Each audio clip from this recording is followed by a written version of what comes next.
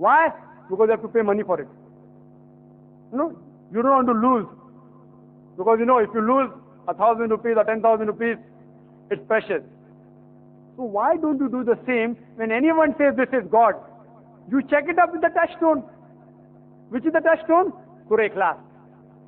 Chapter number 112, verse number 1 to 4, which says, Qul huwallahu ahad. Say He is Allah one and only. Allahu samad. Allah the absolute eternal. Lam yalid wa lam yulad. He begets not, nor is begotten. Wa lam yakul lahu kufuwan ahad. There is nothing like Him. So anyone says this is God, you first check it up with the touchstone whether actually is God or not. If He fits in that definition, we have got no objection accepting that person who they are calling as Almighty God. For example, suppose some lunatic, he says that Muhammad, peace be upon him, he is Almighty God. A lunatic, if he says that. We know we Muslims, we love our beloved Prophet Muhammad, peace be upon him. We love him. We will do anything for him. We obey him. Even the non-Muslims. Michael H. Hart, when he wrote a book on 100 most influential people in the world, number 1 he gave to the last and final messenger, Prophet Muhammad, peace be upon him. Yet, in spite of that, we will use the touchstone, Surah Ikhlas.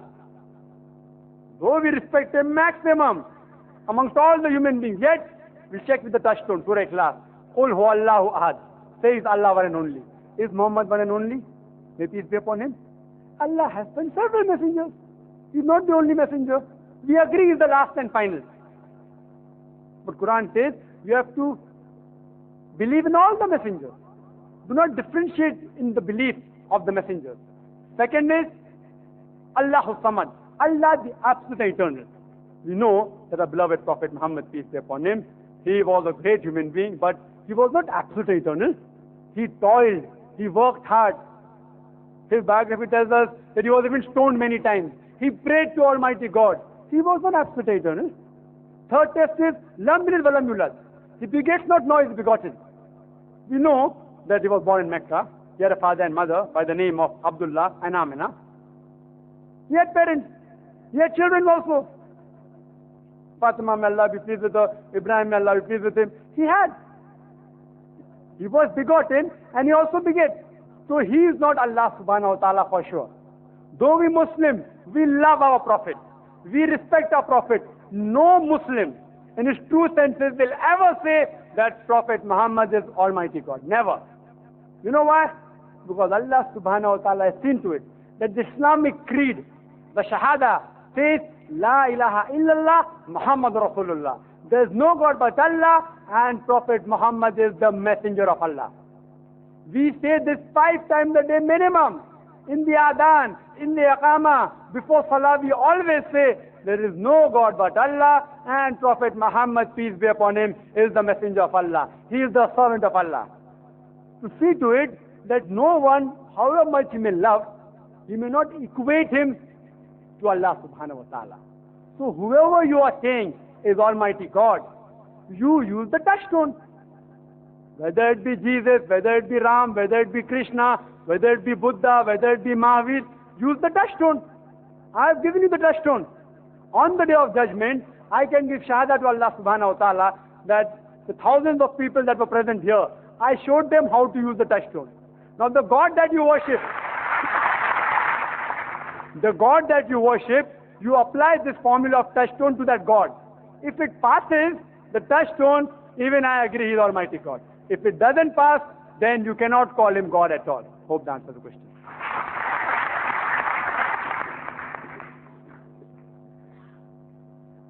My name is M.D. Marathe. I am a technologist. Before I start, I would just like to explain that I would like to take the audience from the sentimental plane to a more scientific and rational plane. I hope I have a permission for that. Today's school books present the following information. In the course of evolution, the animal man, or Homo erectus, evolved 2 million years ago with a brain size of 1000 cc against a size of 400 cc of the apes. Evolution continued with the brain growing to 1400 cc 200,000 years ago, and this animal was known as Homo sapien. The present form of man was evolved about 35,000 years ago and is known as Homo sapiens sapien. Anthropologists have estimated that man developed a speech center in his brain 50,000 years ago. Now the question is, in this record of development, when did God originate and for what purpose? Number two, the progress of science has made it possible to... Only one question, sir. Any question? This is in relation to that. If you cut it short... No, the answer will not be long. Give me the time for the question, please. Okay. When the did progress God of science has made it possible to clone all animals, including man, to produce any number of animals having all desired characteristics. If God ever existed, how much of the power attributed to God is now left with him? And the last, if God is ever existed, how much of the power attributed to God is now left with him? Third one, God is described as a sea of kindness, and mercy. Yet all leaders of all religions, when faced with the prospect of death, rush to a hospital like the one next door and never to the place of worship where they preached all their life that man lives and dies by the wish of God. Is there an explanation for this phenomenon? The brother has asked basically three questions. First, he gave, according to him, the theory of evolution of man and said, where does God fit in? Secondly, after God has created all these things, how much of his power has been reduced?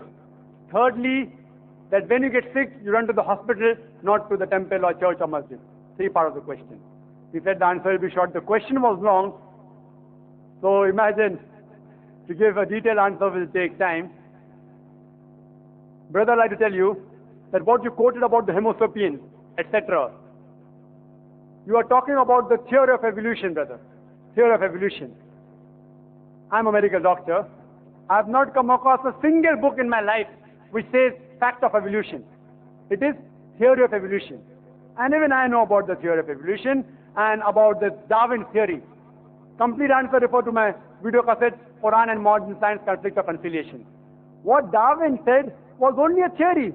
He wrote a letter to his friend Thomas Thompson in 1881 that I believe in this theory of natural selection because I don't have any proof. Only because it helps me in natural selection, it helps me in embryology, in classification, in rudimentary organs. There's no book saying the fact of evolution.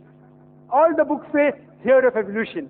That's why, if we have to say to a friend that if you are present at Darwin's time, Darwin's theory would have been proved right, trying to infinite to look like an ape. There were missing links. Darwin himself said the missing links. You spoke about the hominids, you only spoke about one wave. I'll tell you about all the four waves. The first wave was Lucy.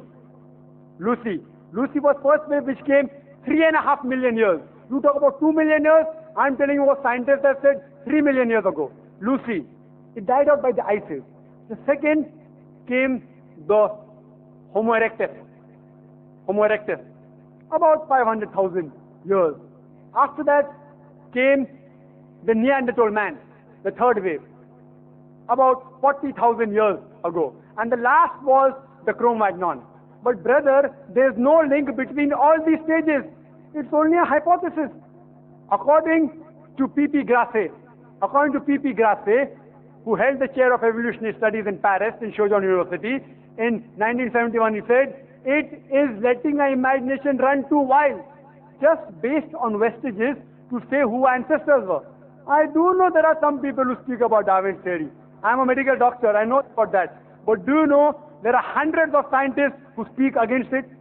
The few scientists speak in favor, but there are more who speak against it. For the complete answer, refer to my video called Quran Modern Science. There are few scientists, because there's no fact of evolution, they say let's support a theory. Quran doesn't support any theory or hypothesis. Quran speaks about fact. So regarding your 2 million years, Allah subhanahu wa ta'ala, no beginning. When man came, no one knows the exact date. No one knows. Assumption is it. But Quran says the first man was Adam alayhi salam. First man. And with it came Eve. May Allah be pleased with her. Man hasn't reached that stage. There's not a single statement in the Holy Quran which science has proved wrong yet. Hypotheses go against the Quran. Theories go against the Quran. There's not a single scientific fact which is mentioned in the Holy Quran which goes against established science. it may go against theory. So brother, your thing is only supported by few people, not by the majority. Regarding second part of the question, that if Allah has created all these things, how less His power has become. You can't understand Him completely. As the Quran says in Surah Anam chapter 6 verse 103, is beyond comprehension. I can give you a simile, not exactly same. An ocean. If you take a drop out of the ocean, how much does the level of the ocean go down? How much? How much? Yet, in spite of this, the difference between Allah becoming less when He creates things and the difference between the level of the ocean becoming less is infinite. The level of the ocean may become 0.00000 somewhere, 0.00 somewhere it will end. But Allah subhanahu wa ta'ala, not even a bit becomes less. He is all powerful. That's Allah subhanahu wa ta'ala. It's such a God who becomes less. We don't worship such God who becomes less. He keeps on creating, He will sometime lose His power. So this God is eternal, absolute. As I said in my talk, He is absolute and eternal. Everything depends on Him. He doesn't depend on anything. Where did Allah come? Allah was before the universe created. Where does He fit in? Where did He get created? He is uncreated. You ask me the question, where did He come into existence? He is uncreated. It's like you asking me that when I tell that my friend, he told me that my brother Tom, he gave birth to a child. Is the child girl or a boy? I, being a doctor, know very well a man cannot give birth to a child. So where does the question come whether it's girl or a boy? So you are asking me, when did Allah come fit in the picture? Allah is uncreated. Because He is uncreated, the question doesn't arise, when did He come? He is there. Question doesn't arise. Regarding a third part of the question, that when people get sick, they run to the hospital. They don't run to the temple. They don't run to the mosque, not to the church. The brother may not be knowing all the people. I am a doctor, I know. That when the doctors give up, the thing we doctors say,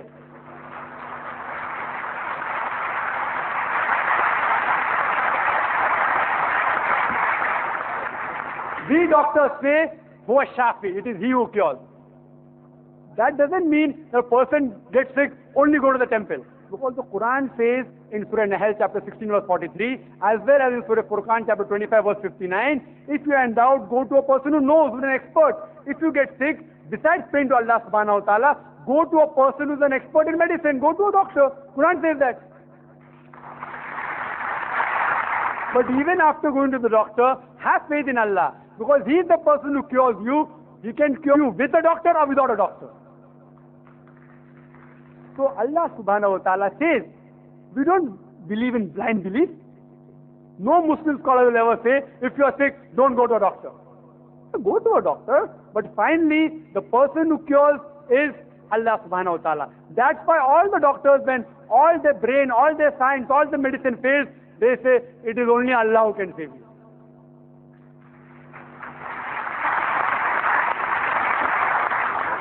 Assalamu alaikum, brother. I'm Dr. Kamarara, and my question is, Christians explain the concept of Trinity as well as that God can take human form by giving the example that water can be present in three states, as solid like ice, liquid as water, and gas as vapor. Yet it is one and the same water. Similarly, a person can also be a father, a brother, a businessman at the same time, but yet he is one and the same person. So why not the Father, the Son, and the Holy Spirit?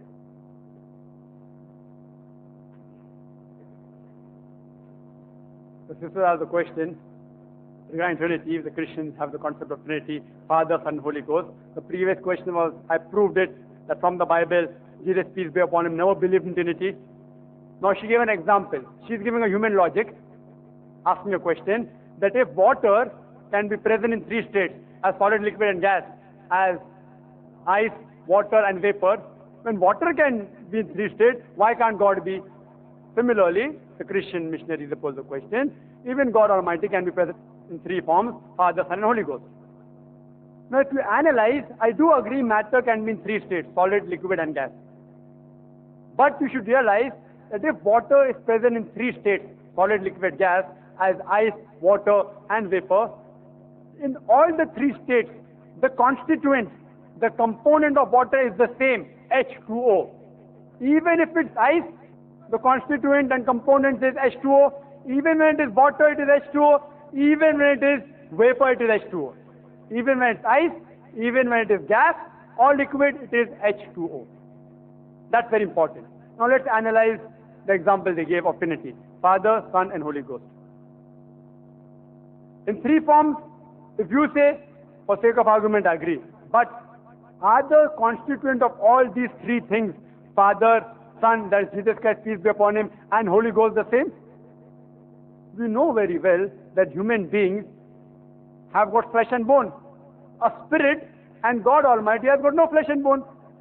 Human beings require to eat. God Almighty does not require to eat. And the same message Jesus Christ, peace be upon him, gave.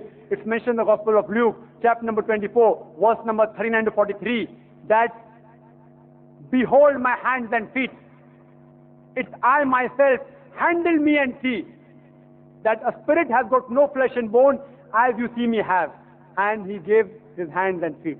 And they were overjoyed. To prove what? That he was not a spirit. He was not God Almighty. And the verse continues, do you have meat to eat? And the next verse says that he ate broiled fish and honeycomb. To prove what? That he was God? To prove that he was not God. Jesus Christ, peace be upon him, said, a spirit has no flesh and bone as I have. Proving that he was not a spirit, he was not Almighty God.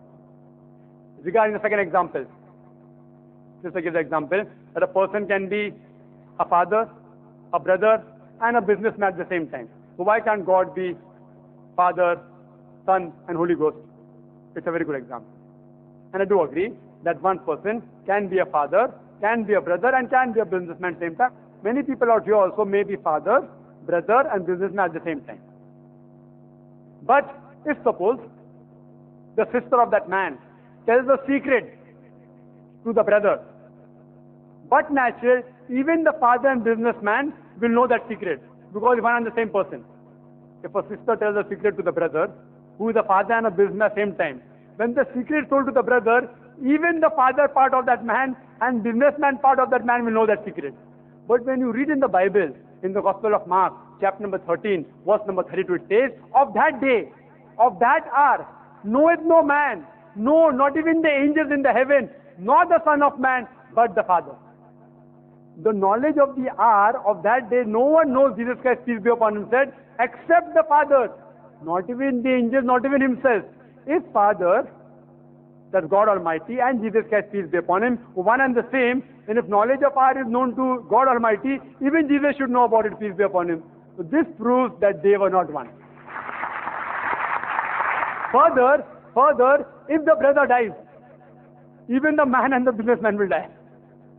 If the brother dies, even man and businessman will die. So when Jesus Christ, peace be upon him, according to the Bible, according to the Christian, he died on the cross. Do you mean to say even God Almighty and the Holy Ghost died?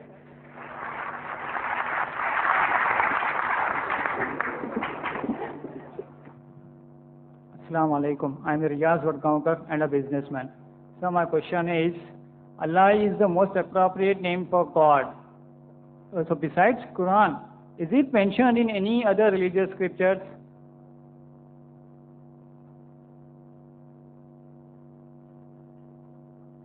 To suppose the question that Allah subhanahu wa ta'ala has explained in my talk is an appropriate name for Allah subhanahu wa ta'ala, Almighty God.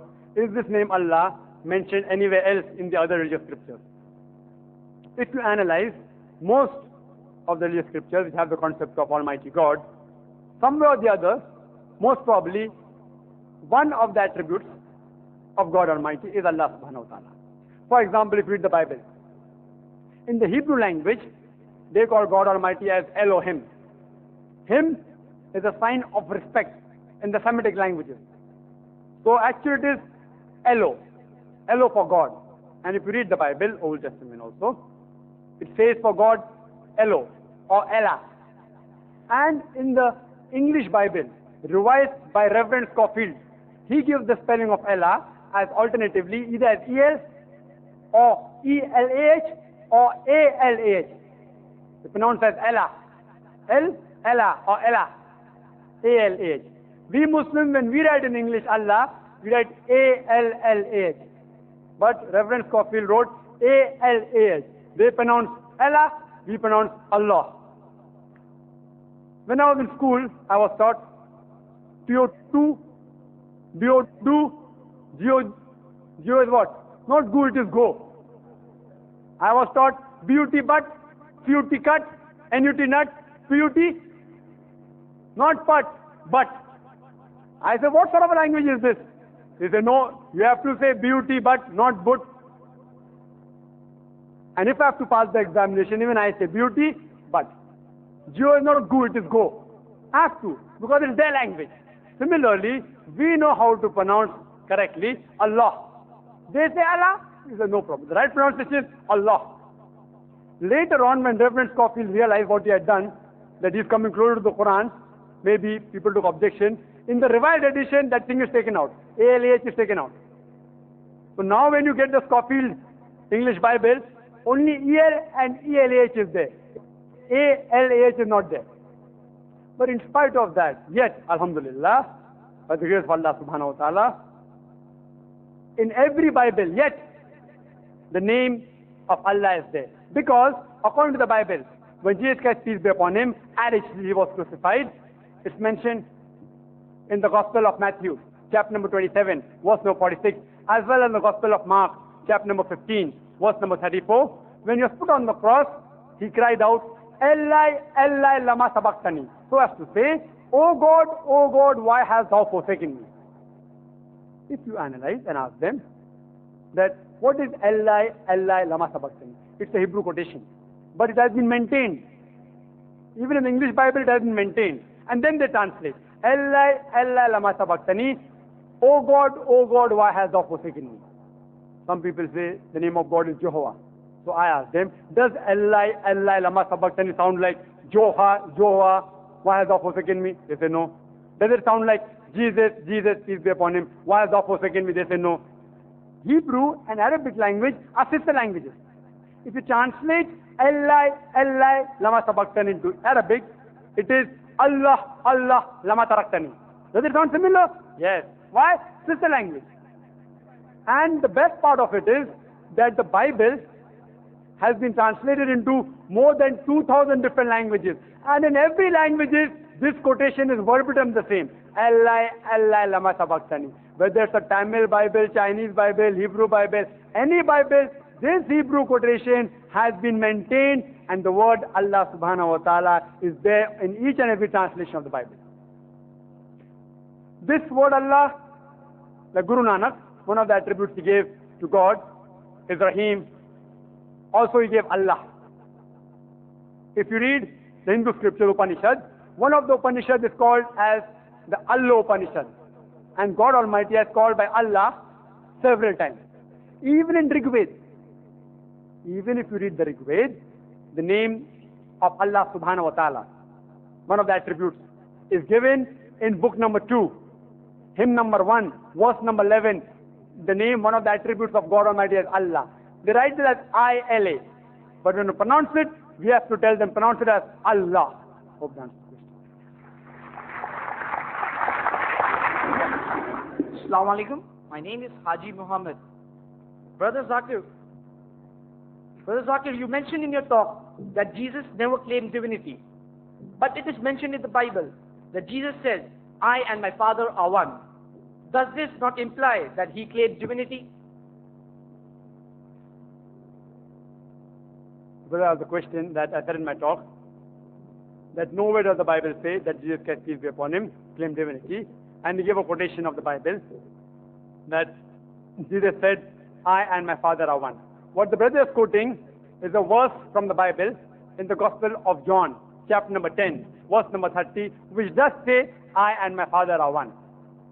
But when you ask the Christian missionaries that what is the context, I have not yet met a Christian missionary who can tell you the context without opening the Bible. He knows I and my Father are one, but he doesn't know the context. For example, if I quote to someone that the Quran says do not pray, most of the Muslims will be shocked. What am I saying? And if you open it up, they do not pray, but it's half the verse. Surah Nisa chapter 4 verse 43 says, do not pray with your mind be fogged. Do not pray when you're intoxicated. So if I only quote, do not pray, if you mean Quran says don't pray, half the quotation. So for context, I and my Father are one, you have to go to Gospel of John, chapter number 10, verse number 23, and I'm quoting from my memory, that Jesus walked into the temple in Solomon's porch, verse number 24. Says, and the Jews came around him and asked him, how long dost thou make us doubt? If thou art the Christ, tell us plainly. Verse number 25 says, I told you, but you believe me not. The work that I do in my Father's name, they bear witness of me. Verse number 26 says, that you believe not, because you are not my sheep, as I said unto you. The Jews, they have asked me, Jesus Christ, peace be upon him, that why don't you speak plainly? So he tells them that, yes, I am the Messiah. I have told you clearly, but because you are not my sheep, you don't believe in me. Verse number 27 continues. Jesus Christ, peace be upon him, continues saying that my sheep, they hear my voice, and I know them, and they follow me. Verse 28, that I give them eternal life, no man can pluck them out of my hand, and they shall not perish. Verse number 29 says, my Father who giveth to me, he is greater than all. No man can pluck them out of my Father's hand. Then verse number 30 says, I and my Father are one. Any person who has little bit sense can make out I and my Father are one doesn't mean one as one person. It means one in purpose. Verse number 28 says, no man can pluck them out of my hand. Jesus Christ, peace be upon him, saying, no man can pluck them out of my hand. Verse 29 is saying, no man can pluck them out of my Father's hand. Verse number 30 says, I and my Father are one. In purpose. Both Jesus Christ, peace be upon him, and Almighty God, they are one in purpose. If I say that my father is a doctor, and he is a doctor, alhamdulillah, even I am a doctor. If I say, I and my Father are one, what does it mean? It means one in purpose. As medical profession, my father is a doctor, even I am a doctor. It doesn't mean that I and my Father are one. It means my father is a medical doctor, even I am a medical doctor. But Christians say, no, it means one, actual unity. So we say, okay, you say actual unity, let's read further. If you go ahead in the Gospel of John, chapter number 17, verse number 21, it says that Jesus Christ, peace be upon him, said that all of them are one. My Father in me and I in thee, we all are one. Does it mean that God Almighty is in Jesus Christ and Jesus Christ is in all his 12 disciples? So there will be 14 gods. Jesus Christ, God Almighty, and 12 disciples. The same one is used there and here. If you go to the source, the same word is used. If you go to the Greek, same word is used. So does it mean you have 14 gods? And among those disciples, Judas was a traitor. Even he's God. Thomas doubted Jesus Christ, peace be upon him. Is he God? Peter, Jesus Christ says, he is satanic. Is he also God? No. All of them, God Almighty, Jesus Christ, and the apostles are one in purpose. They are same. Again, if you go 2 verses ahead, Gospel of John, chapter 17, verse 23 says that I am in thee and you are in me. He tells the disciples. Does it make all of them God? No. It means one in purpose. But then Christian will say, okay, I've quoted the first part. Why don't you quote after that? After verse number 30, Gospel of John, chapter 10. Let's go ahead. Gospel of John, chapter number 10, verse number 31 says, and Jews picked up stones again to stone at Jesus, peace be upon him. Verse number 32 says, and Jesus, peace be upon him, asked them, for which of the good works of my Father do you stone me? Verse 33 says that we don't stone you for any good work, but because you blaspheme, being a man, call yourself God, that's why we stone you. Verbatim. I am reading from my memory. Any person wants to check up, can check up. It's there in the Bible. Gospel of John, chapter 10, verse 23 onward, I'm quoting. So Jesus Christ, peace be upon him, gives the answer. The Jews say that, see, he is trying to blaspheme, calling himself God. Good riddance, they want to kill him. Good riddance. The Christians say, oh, the Jews called him God Almighty. See, they understood him correctly for redemption. One wants for redemption, they're calling him God. the other group of people for good riddance. But the answer is given in the next verse. Verse number 34 of John chapter 10, Gospel of John chapter 10, says that, is it not mentioned in your scriptures that ye are God? And if the person to whom the word of God came, if he says God, the scripture is not broken. If you check up in the Bible, in the Psalm chapter number 82, verse number 6 does say that ye are God. So Jesus Christ gave the answer that the person to whom the word of God came, if you call him God, it is not blaspheme. It is meaning that they are one in purpose. Hope that answers the question. Assalamu alaikum. This is Yasin. I am a software engineer by profession. My question is, the Hindu pundits and scholars agree that the Vedas and other Hindu religious scriptures prohibit idol worship, but initially because the mind may not be matured, therefore an idol is required for concentration while worshipping. After the mind reaches higher consciousness, the idol is not required for concentration. What do you have to say about this?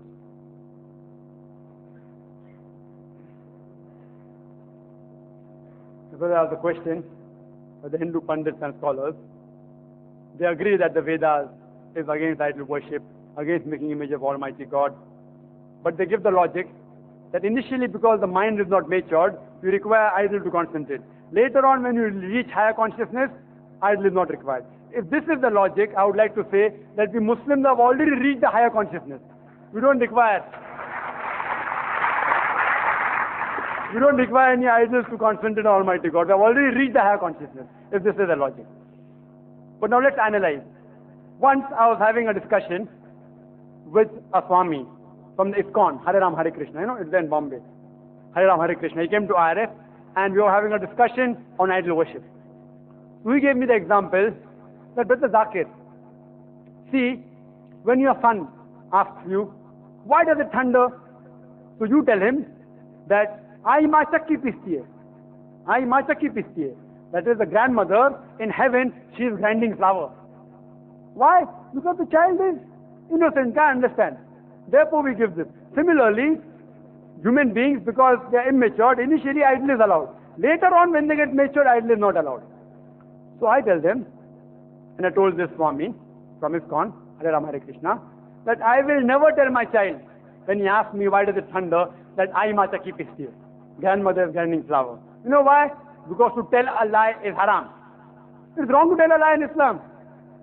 You cannot, even if it's a white lie, you can't say. In extreme cases, certain cases, someone puts a gun and you lie, that's a different thing.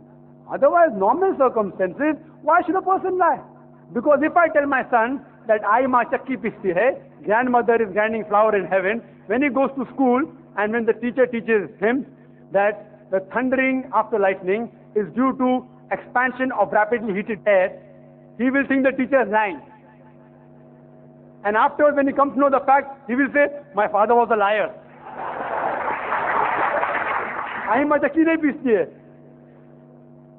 So this is the problem, that why should we say such wrong things? And this philosophy is very common amongst all the human beings. Common, most of them, if not all. And we have like those people who stay in a building, like when they play with the children, they throw the toy out. Kawa leke gaya. Crow has taken it, You do the action of throwing the toy out of the building, kawa leke gaya. Then you find even your child is throwing out toys. And then when you ask these parents, why is your children throwing out toys? वो तो everyone does, सब लोग करते, सब children फेंकते. The mother will tell, all the children throw out toys. So if my child throws, what is great? All the children don't throw. It is because most of the parents do this trick. Kawa leke gaya. So even he wants to do that trick, even he throws it out. My son, alhamdulillah, we are staying in 9th story. 9th story in Mavgon. My son has never thrown any toys. You know why? I have never played the trick with him. Kawa leke gaya. So you teach wrong things and your child remains following wrong things. Best is to give the answer. Simplify. Simplify and give the answer. To the best of the understanding. I know the child, many things doesn't understand. Give the answer in a simple way. But if you don't know the answer, you should have the guts to tell the truth, I don't know. But most of the children, especially nowadays, they won't take the simple answer. If I tell my son I don't know, he will tell me, Abba, why don't you know? So what happens? Then we have to do a homework. We have to go and find the answer. It educates us as well as our children. But never tell a lie. You can never let your child grow up on falsehood. There are other pundits, when I have discussions, they give me the examples. Let's see, Brother Zakir. We do know that Vedas are against idol worship and it's wrong to do idol worship. But initially, standard 1, because the mind is unmatured, idol worship is fine. But when they graduate, then idol worship is not required. So I tell them that if a person goes to school in standard 1, the fundamentals, the basics of any subject should be strong. If the basics and fundamentals are strong, in future, even the structure will be strong. If the basics are not strong, the structure will not be strong. So if a teacher teaches in standard 1, in mathematics, 2 plus 2 is equal to 4. Even after he goes to standard 3, 4, 5, when he passes school, when he becomes a graduate, even if he does PhD in mathematics, yet 2 plus 2 will always remain 4. He may learn trigonometry, algebra, logarithms, but the basics of arithmetic addition, 2 plus 2, will remain the same.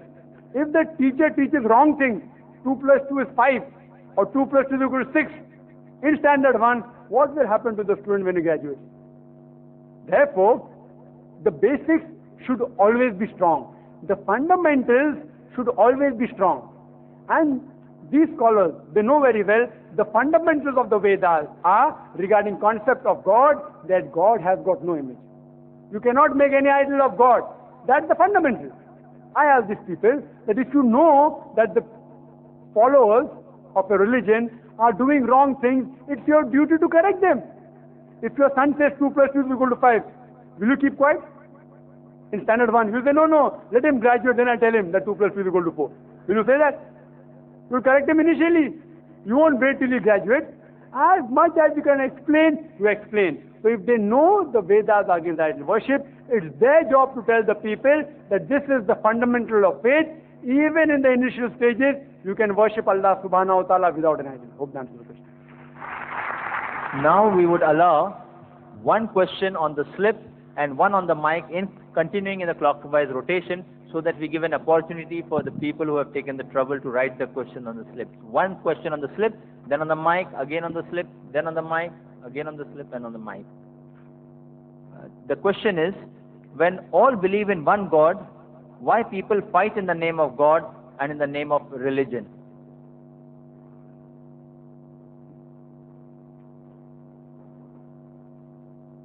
The person asked the question that if all the people, all the human beings, or most of them, believe in one God, believe in one type of religion, why do they fight? Why is there so much of infighting, riots, etc.? No religion which I know of tells that people should fight with each other unnecessarily. No religion says that. Neither the Quran, neither the Veda, neither the Bible. Unnecessarily should not.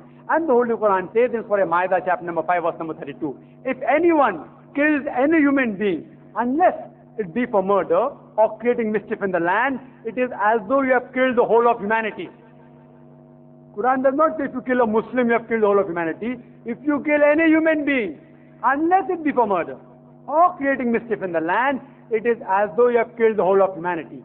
So no religion teaches that people should fight with each other unnecessarily. Suppose people are trying to oppress you, then most of the religion says that you should put that oppressor back in its place. Quran says that, Surah Anfal, Surah Tawbah, that if the people try to drive you out of your house, out of your faith, out of your land, then you can fight them for self-defense. Even the Gita, the whole Bhagavad Gita, it is known as the nectar of the Vedas. Lord Krishna, he is giving advice to Arjun that see, you fight for the truth. Even if the opposite people are relatives, don't stop. If they are in the wrong, you fight.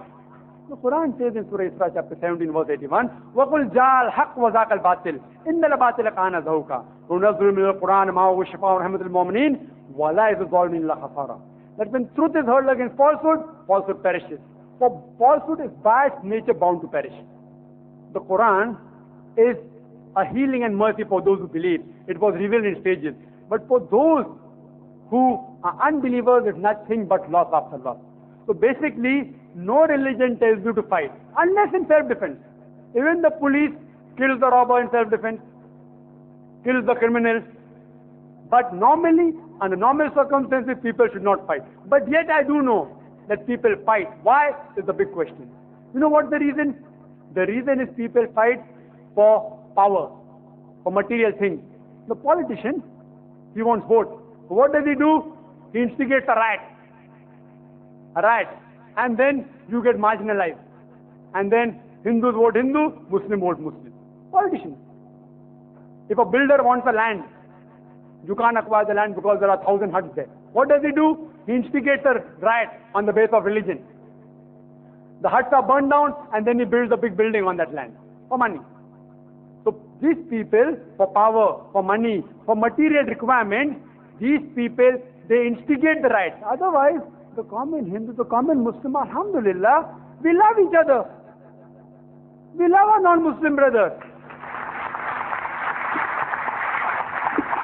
Bombay, if you know Bombay, even during partition, there was not such a right as we had a couple of years ago.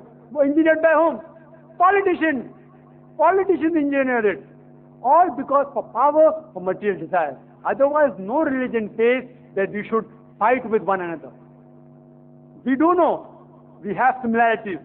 We agree with that. We have differences also. But a politician, on front of everyone, you say, Ram bhi Khuda, Allah bhi Khuda. Front of it. And behind you goes an engineer's right.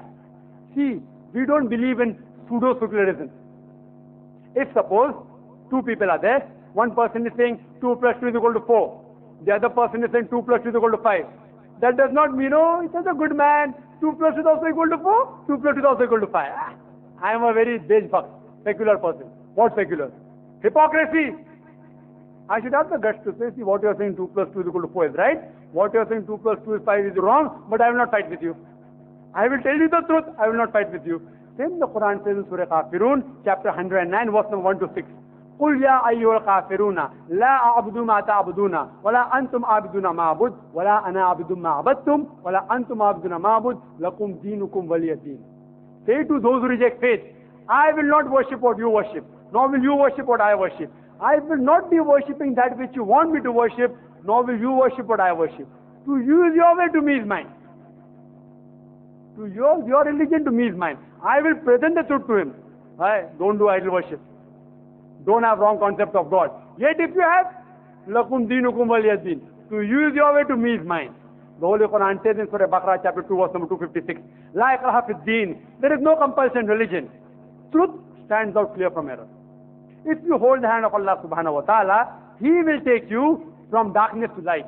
If you hold the hand of the evil one, the devil, he will take you from light to darkness. The choice is yours. But no religion says that you should fight with each other unnecessarily. Hope that answers the question.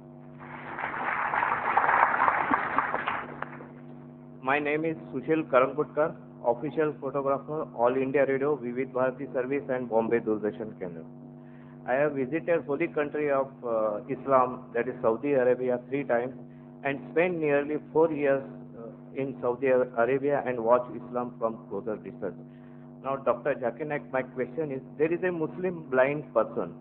His one eye is replaced by eye donated by Hindu person. His one kidney is replaced by kidney donated by Christian person. And his heart is replaced by heart donated by Parsi gentleman. Such a Muslim person will be allowed to perform prayers in the mosque? The brother asked the question that he has been to Saudi Arabia and one person is eye from a Hindu or heart from a Christian and kidney from so and so, various things. So having eye from another religion, heart from another religion, can you offer salah in the mosque? The answer is, brother, according to Islam, every human being is born as a Muslim. Every heart is a Muslim. Every kidney is a Muslim. Every eye is a Muslim. What is the meaning of Muslim? Muslim is the person who submits their will to Allah subhanahu wa ta'ala. Every heart submits their will to Allah subhanahu wa ta'ala. I'm talking about organic heart. Organic heart, no? Organic heart, it pumps blood. The heart of the Christian pumps blood. The heart of a Muslim pumps blood. The heart of a Hindu pumps blood. The heart is a Muslim. Talking about the organic heart. Eye, the organic eye is a Muslim. But you see wrong things. I'm sorry, I'm not telling you. You mean the human being sees wrong things. So human being is to blame. But the eye sees The eye is following the will of Allah subhanahu wa ta'ala. The kidney is doing its job. It's purifying. It's a Muslim. So whether heart taken from a person who's born in a Hindu family or Christian family, every heart is a Muslim, every eye is a Muslim, every kidney is a Muslim. He will be very well allowed to play in a mosque. But even if a non-Muslim wants to come to the mosque, he's most welcome.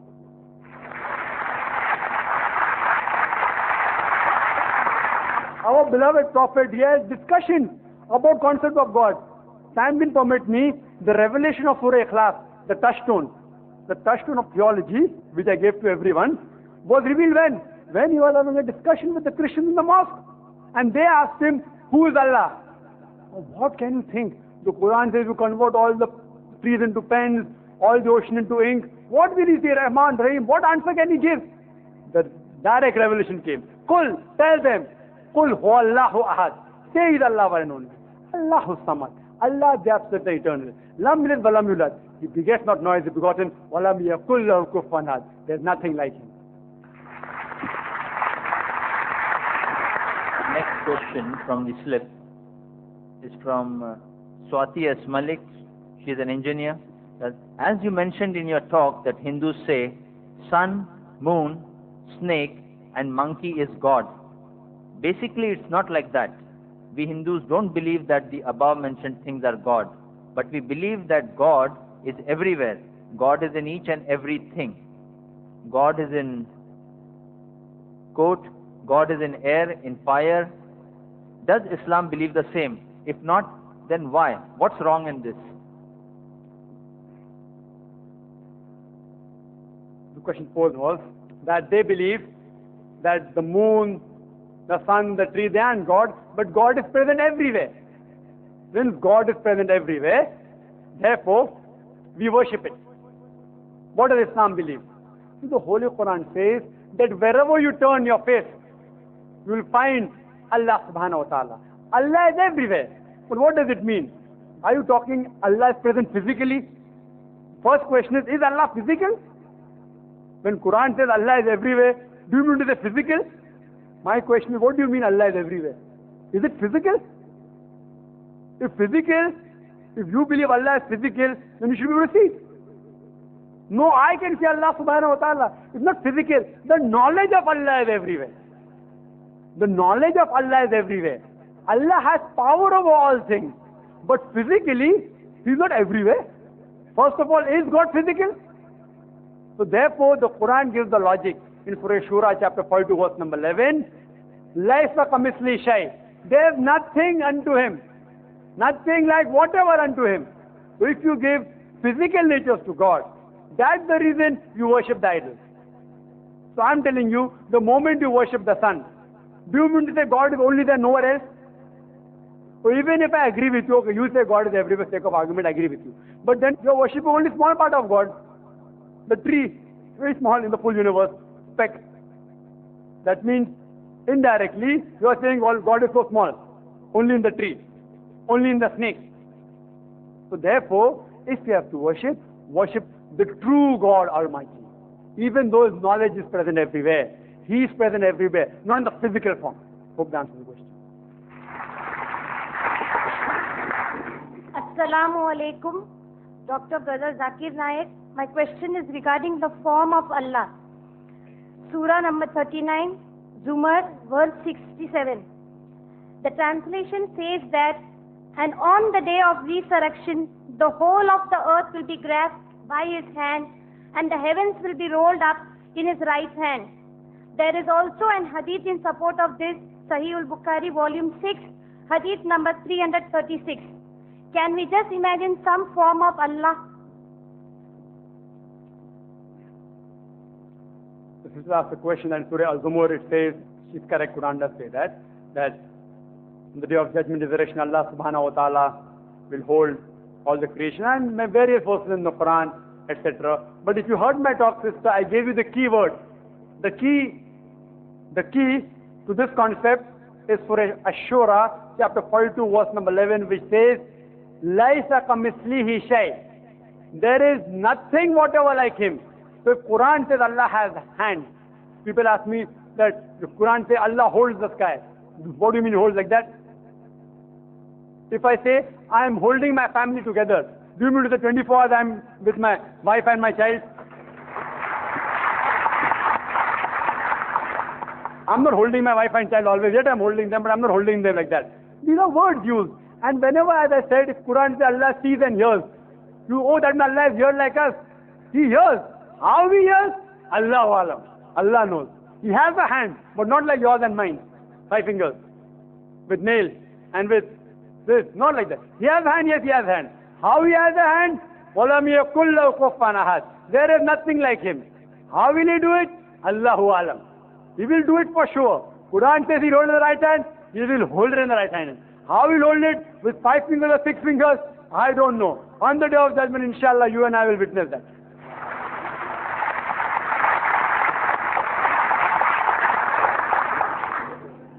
The next question from the slip. Assalamu alaikum, Brother Zakir. As Muslims, we believe that Allah subhanahu wa ta'ala is Noor. We cannot attribute any form or gender to him. Why then, when we speak of Almighty God, or as written in the Holy Quran, Allah is always referred to as He, a sister?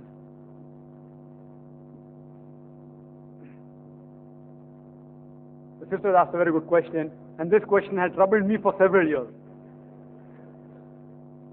And she asked the question, Allah is Noor, He has got no form, no gender. So why is it written as Hua, as He? And this question asked to various people, in India and other scholars, but never got a satisfactory reply. Then I myself did little research, and then I checked it up with the experts. That when I learned Arabic, the grammar, the Arabic grammar has got only 2 genders, male and female. English language 3 gender, male, female, neuter. So if we translate Hua into English, it can be translated as he or as it. Either he or it.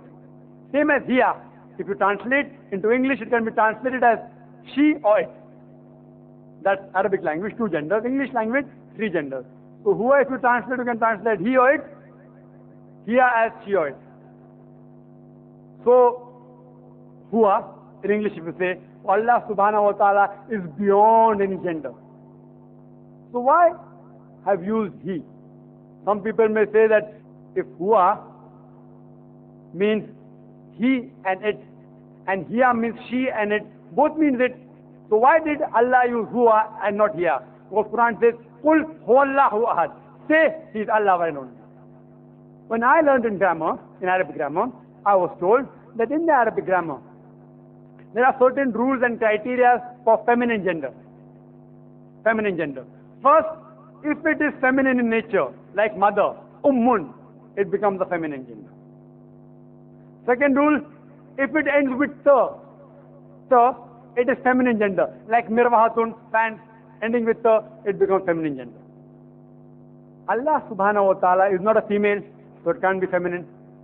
It is not ending with ta. Is it ending with ta? No, so can't be feminine. Third is, it should end with bada alif, then it becomes feminine. Allah doesn't end with bada alif, so it can't become feminine. And another one is that pairs of the body, tools, like eyes, ainun, feminine, yadun, hand, feminine. Allah is Qul huwallahu ahad. Says Allah one and only. It's not pair. So therefore, in defection, in default, since it can't be used as Hiya it, that she it, Allah uses Hua it. Otherwise, Allah subhanahu wa ta'ala has got no gender at all. Assalamu alaikum, brother. Brother, my name is Ali Hussain. Now, in your talk, you have mentioned that, and even in your earlier talk, which I've heard, you have mentioned that Jesus in Bible is nowhere claiming divinity. Now, I had gone through a booklet which was propagating Christianity and implying that all the sufferings are healed by Jesus, peace be upon him. And it gave the reference that Jesus is saying, I am the Lord who heals you. And the reference was from Exodus chapter number 15, verse number 26. And even it went further, saying that in 1 John chapter number 1, verse number 7, the blood of Jesus, his son, cleanses us from all sins. Now my emphasis on the first reference, where he's saying that I am the Lord who heals you. Now doesn't this imply, or doesn't this indicate that Jesus is claiming divinity? Brother is quoting Exodus chapter number 15, verse number 26. Verse 26, and saying, Jesus said that I healed you. whether Exodus is a part of the Old Testament. Old Testament. Jesus Christ never spoke in Exodus. Never. I said in my talk, there is not a single unequivocal statement in the whole Bible where Jesus, peace be upon him, himself says that is God worship me. This is the Bible I have got by the Christians, King James Version. Everything what Jesus Christ spoke is in red. You check it up, this will never be in red. It is not the words of Jesus, it is word of somebody else. And even if I agree with you, for sake of argument, that Jesus did say that he healed, and the Quran does agree with that, and I said in my talk, we believe that he gave life to the dead with God's permission. He healed those born and blind with God's permission. So I've got no objection in agreeing that Jesus Christ, peace be upon him, did heal the people. It's our faith, even we believe in it. But whatever he did, as the Bible says in the Gospel of Matthew, chapter number 12, verse number 28, he cast out devils by the Spirit of God. Gospel of Luke, chapter number 11, verse number 20, with the finger of God he cast out devils. He did everything which bore witness of the Father. So I've got no objection in agreeing that Jesus did do miracles. But regarding Exodus, it's not the word of Jesus Christ, peace be upon him. Even if it is, I've got no objection. Because whatever miracles he did, Jesus Christ, peace be upon him, said that this is done by Allah subhanahu wa ta'ala. And again, Jesus Christ, peace be upon him, said in the Gospel of Matthew, chapter number 24, verse number 24, for there shall arise many false Christs and false prophets. And if it were possible, they shall deceive the very elect. Miracle is not the test. Jesus Christ, peace be upon him, said, it's mentioned in the Gospel of Matthew, chapter number 11, verse number 11, of those that are born of a woman, the greatest person is John the Baptist. Those that are born of a woman, the greatest person is John the Baptist. That means he was greater even than Jesus, peace be upon him, because Jesus was born to Mother Mary. So amongst all born of a woman, the greatest is John the Baptist according to Jesus, peace be upon him. Which miracle did he do? Not a single. Therefore, miracle is not the criteria to make him God. Hope that answers the question.